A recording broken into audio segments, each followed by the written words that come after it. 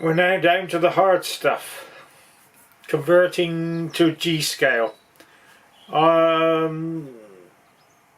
Basically it means moving all the notes down one button, losing these two particularly useless squeaky ones.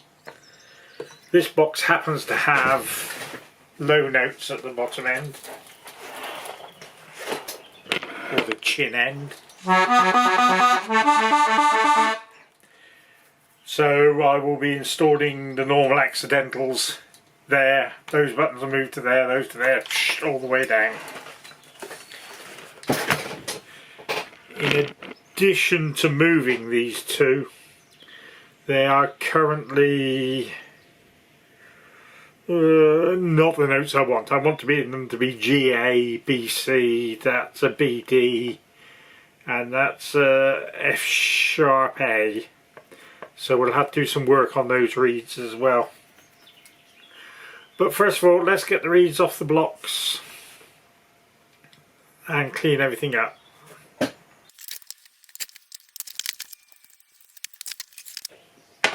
Sandwich tray, really useful for putting reeds on and keeping them in order. We'll do the G row first.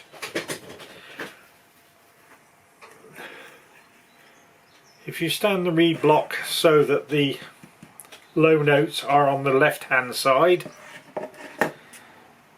the reeds facing you will be the reeds in tuned pitch.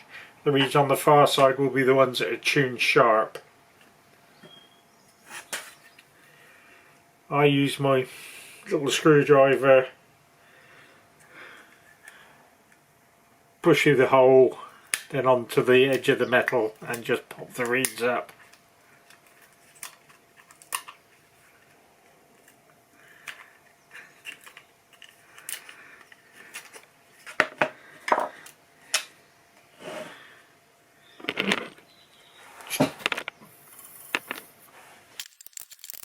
Notice down at the sharp higher note end, one we have reeds without any valves on, and sometimes this reed will be installed the other way up, so that way up. Not the case here though.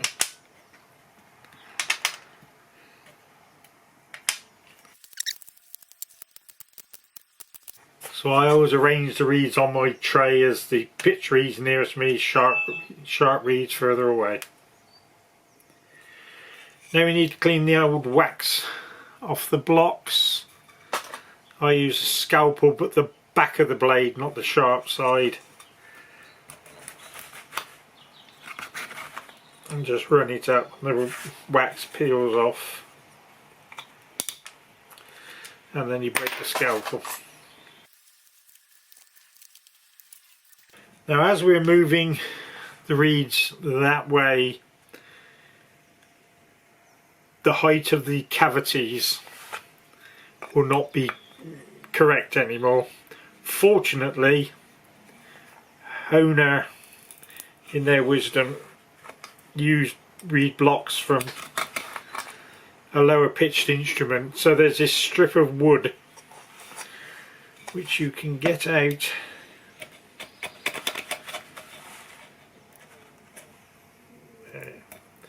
which adjusts the height of the reeds. Take these off. We may or may not need to reuse them.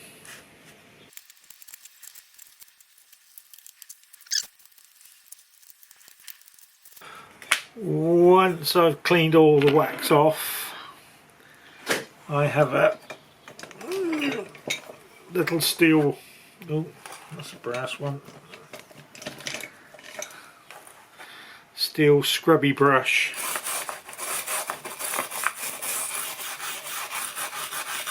Which helps remove the rest of the debris.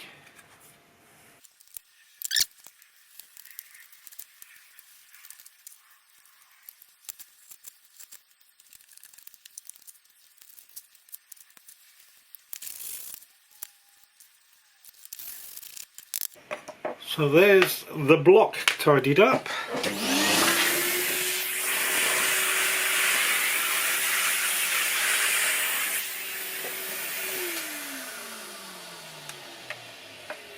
And I go around and scrape the dead wax off of the reeds, again using the back of the scalpel.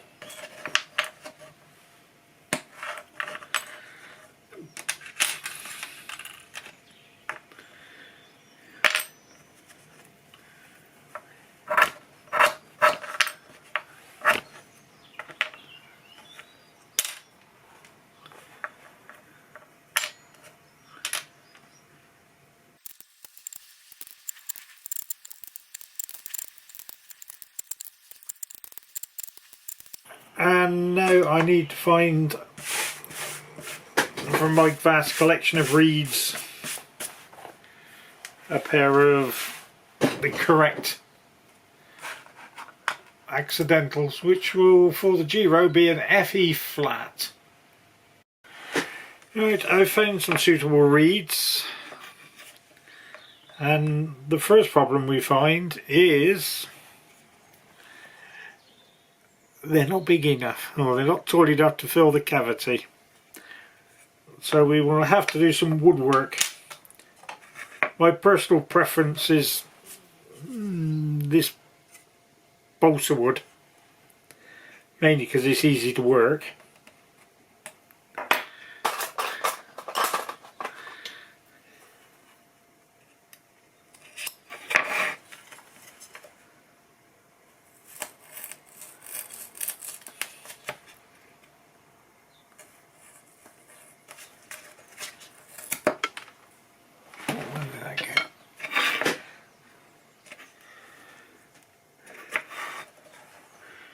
Trim it to size.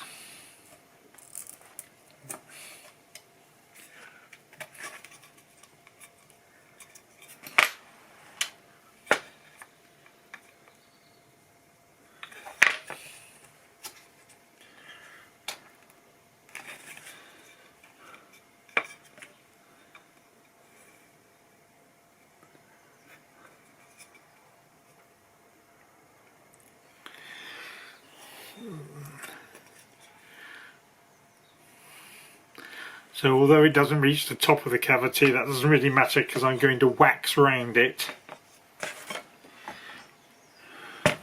using my best quality waxing stand.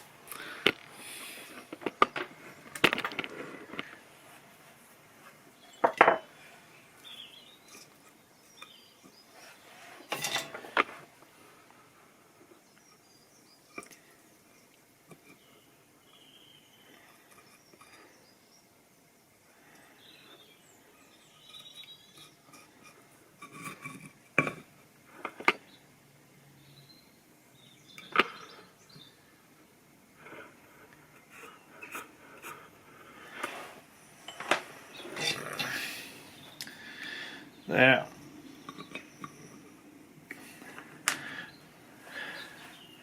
And now we will repeat it for the other side.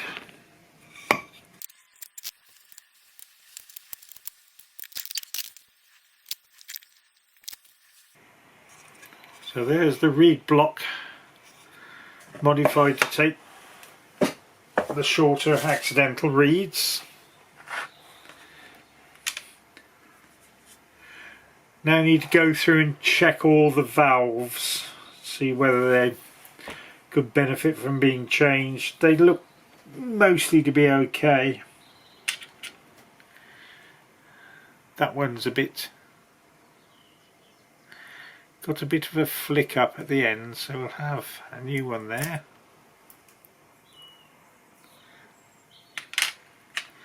And similarly that one's not sat flat. Yeah. So we'll have that one off as well.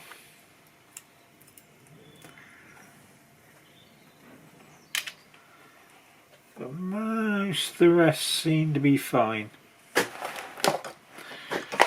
Charlie Marshall is of course supplier of choice for valves. I'm going to be using these Hohner double, so that's the valve and that's a valve helper in black. My preference for sticking it together is that way up would be better. Evo stick impact adhesive. Other people use the non-volatile stuff. I've never quite got on with it.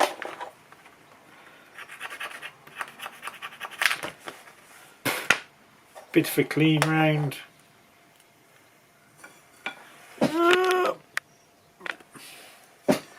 Squeeze the glue out the top of the tube. Wipe it round the valve. Stick it in place. Dinky pair of scissors that came out of a nail set, because the valve is now too long. It needs to be trimmed, and take the proportional amount off of the black helper. Let's try and get a better shot this time of me sticking the valve on.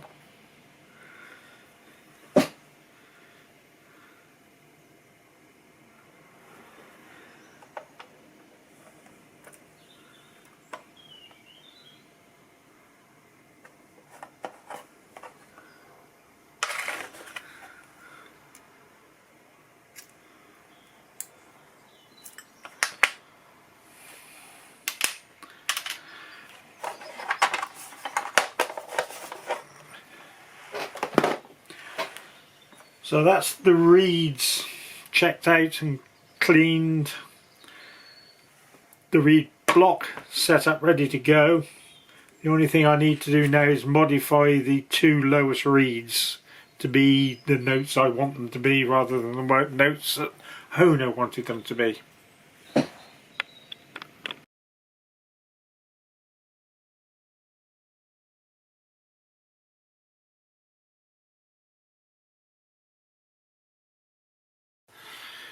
Alright, it's now time to refit the reeds. First thing to do is a trial fit across, because we have changed where the reeds are sitting.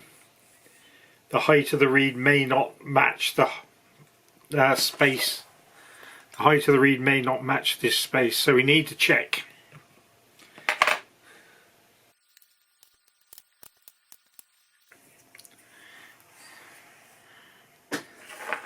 And indeed there is a small gap at the top of each reed.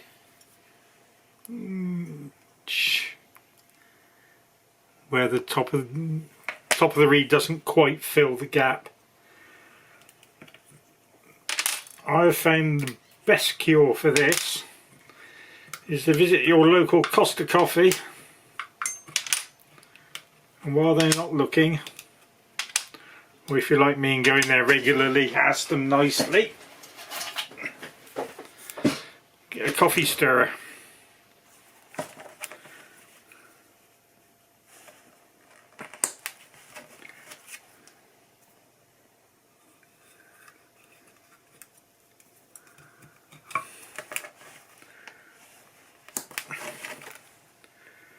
Get the ends off neatly. And that usually is exactly enough to raise the reeds.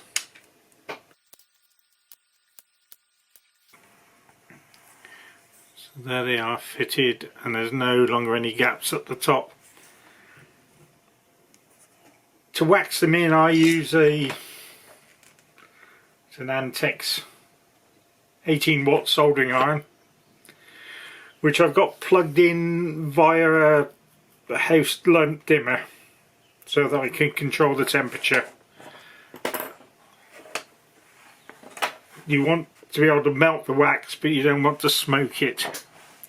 I use Charlie Marshall's best quality wax sticks. The way I go about it is to tack along the top of all the reeds first.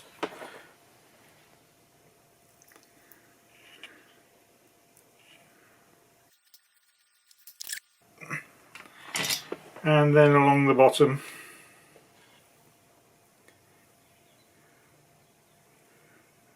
wax underneath the coffee stirrer.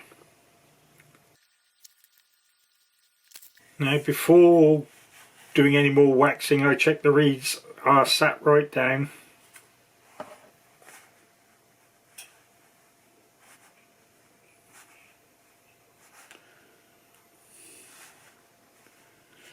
And the coffee stick's pushed right back.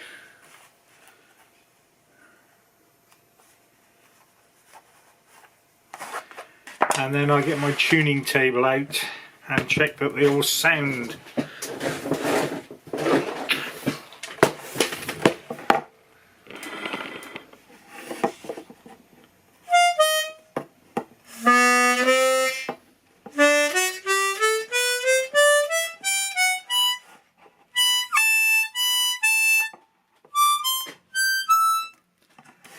That sounds fine.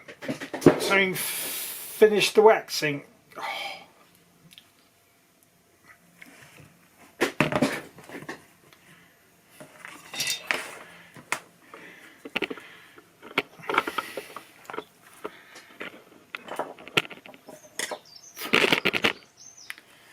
Now I run wax down between the reeds.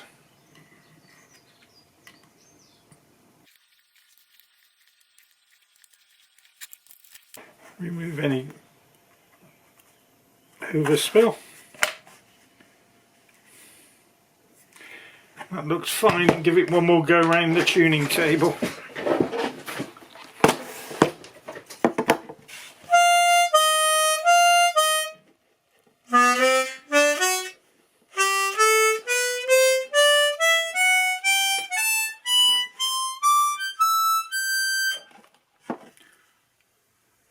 It seems okay.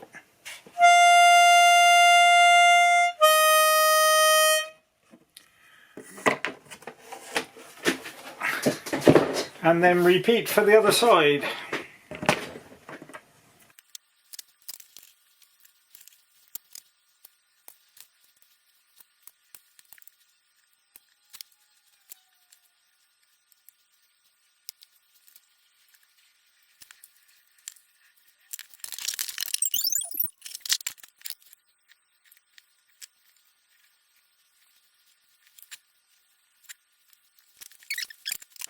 I noticed whilst playing the notes on the tuning table that this valve was falling off.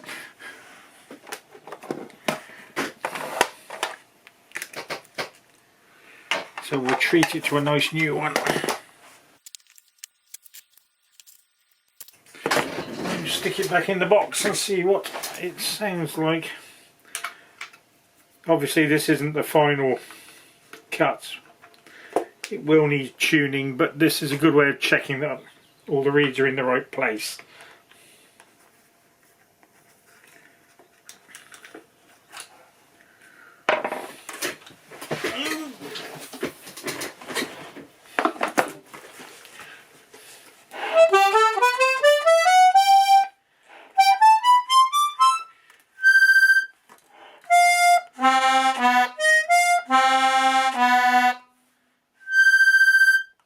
That might need a bit of tuning. Now I need to do the exact same job for the D row, which I won't bother videoing because it's only the same thing all over again. So I've done the D block and fitted it to the box. We've now got, oh, start on the row.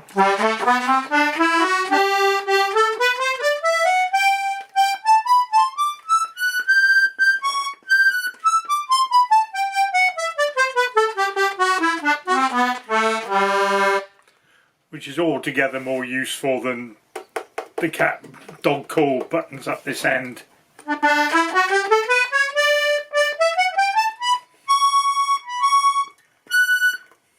Desperately needs tuning now because all the reeds have moved into new cavities, so they've gone a bit out of tune, but we can still play it.